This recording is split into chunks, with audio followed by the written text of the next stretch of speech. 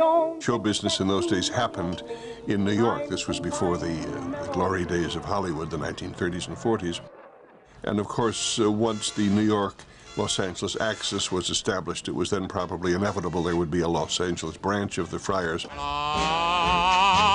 California, here I come, right back where I started from, where bowers of flowers bloom in the spring.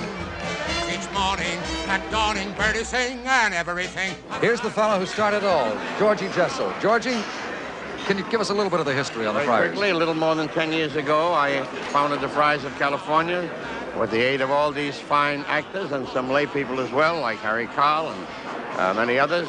We were able to give more money to good causes than any other social club, I guess, that was ever in the whole world. It's not like being asked by an outside organization to please sit on the dais. This belongs to us, and we build a building, and it's a lovely building.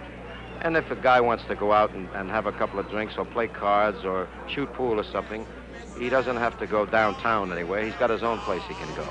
That's why I can hardly wait. Come on, come on. Open up, open up, open up that golden gate. California, here I come.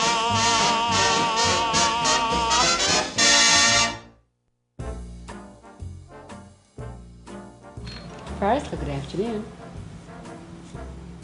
57 East 55 between Park and Madison.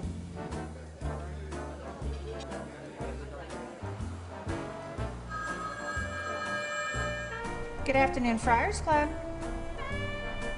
Thank you. Abbot Emeritus Milton Berle, dial 601, please. Abbot Emeritus Milton Berle, dial 601, please. I've never come to the Friars where I didn't feel good. I don't know what that is. I don't know that you could even label that. It's a great place to meet, to talk, kibitz, food's wonderful, good camaraderie. You can't beat it. People are always really surprised when they see us together. You put 6, 7 comedians together, and people are surprised how happy we are with each other, the fun we have with each other, and the caring we have for each other. That's why the Friars Club became a great place, became a mecca for comics, entertainers to hang out. Okay, 1 o'clock, lunch, Friars Club? Unless you'd rather eat someplace else. Yeah, off Madonna's breasts. But you gotta call so far ahead for reservations. Funny.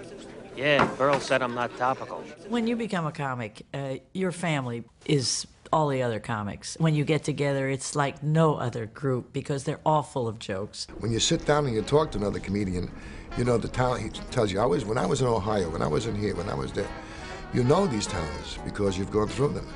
And you talk about a certain hotel, you talk about a certain restaurant, you know because you've been there. And it's, there are very few people you can sit around and talk that intimately with, you know. We're in the trenches. I mean, this is a real battleground when you're a comedian. The other guys, it's a joke. You want to be a singer? You can blindfold yourself, stick your hand in a grab bag and come up with George Gershwin or Cole Porter or Irving Berlin or any of those people and sing their wonderful, wonderful songs and recite their poetry. Not with us. It takes a comedian to appreciate another comedian because he knows what it feels like to stand out there alone. And we're the best audiences for each other. There's not much normalcy to us. We see things twisted. We see things offbeat. That's why we become comedians. So, of course, there is a camaraderie and a fellowship amongst comedians you don't find very much amongst people in other businesses or trades or creativity or anything like that. At the Friars Club, some of the favorites listed some of their favorites. Milton Berle, George Burns, of course, and the great Willie Howard. And Alan King. And Alan King. It would take me an hour, really, because every time you think of one, you think of another. Phil Silvers, Bob Hope, Milton Berle, Jack Benny. Buddy Hackett. You got Jack Lemmon, and Ed Wynn, of course, was a triple threat man. They say, who's the funniest comedian? I've been asked that. I said, I am, the funniest. I remember the night. I also remember the night Red Buttons was the funniest I ever saw.